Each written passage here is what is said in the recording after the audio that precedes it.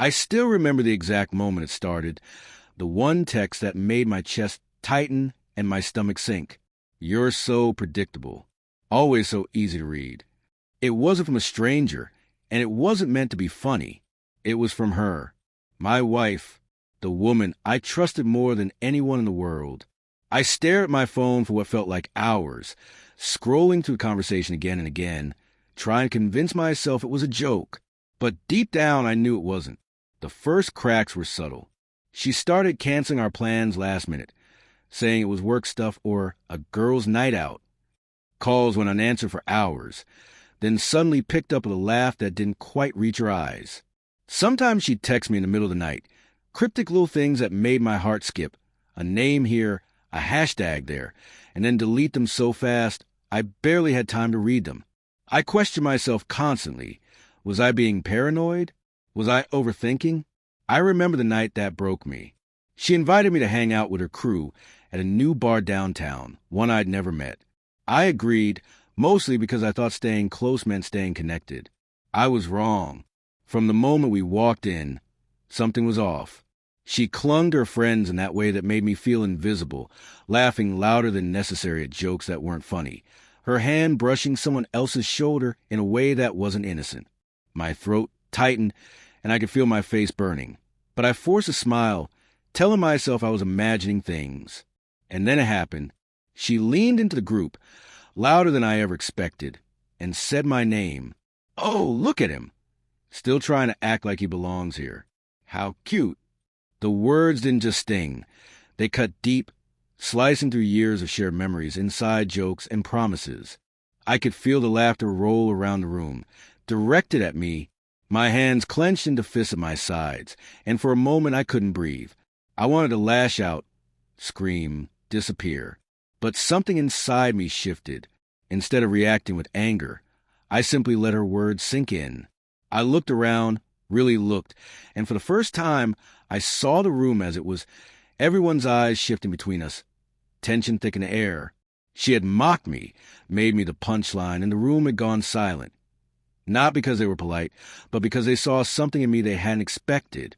I straightened my back, took a slow breath, and smiled. Not a fake smile, not one to placate her, but a quiet, controlled smile that carried calm authority. "You're right," I said softly, letting my voice carry just enough to be heard. "I don't belong here, and I think it's time I leave." There was a beat of stunned silence. Her laughter faltered. I could see her scrambling to recover, her eyes darting, the easy confidence cracking.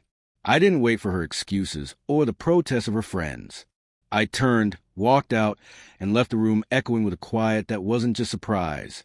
It was respect. Not respect for me. Not yet. But for the realization that I wouldn't tolerate being diminished.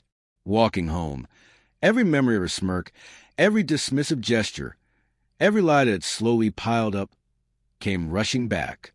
I thought of the morning she kissed me but had her phone in her hand, the dinners where her mind was elsewhere, the secrets tucked behind laughter and playful jabs.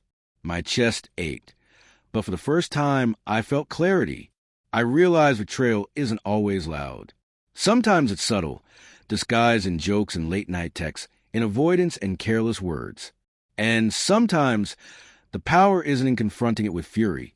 It's in walking away, with your head held high. She called me the next morning. I didn't answer. The texts came, apologetic at first, then demanding, then pleading. I read them all. None of them softened the sting, and none of them changed the truth. I loved her once. I probably still did, but I had to love myself more.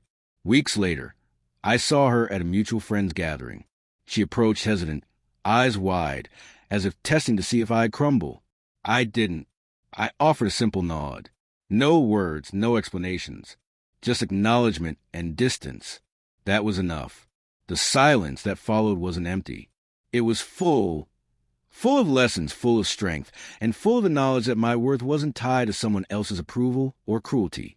I had been humiliated, yes, but I had reclaimed my dignity in a way she couldn't touch. Some nights, I still replay her laughter, the sting of her words, the way the room shifted around us. And some nights, I smile, remembering the moment I turned the room silent. not with anger, but with calm, quiet control. Because sometimes the most powerful revenge isn't what you say, it's what you don't. And walking away, owning your truth, is louder than any mockery, any jeer, any betrayal. I learned that night that self-respect is the only armor you need. The rest, the heartbreak, the anger, the memories, they fade. And in that fading, you find something stronger than anything anyone can take away. Yourself.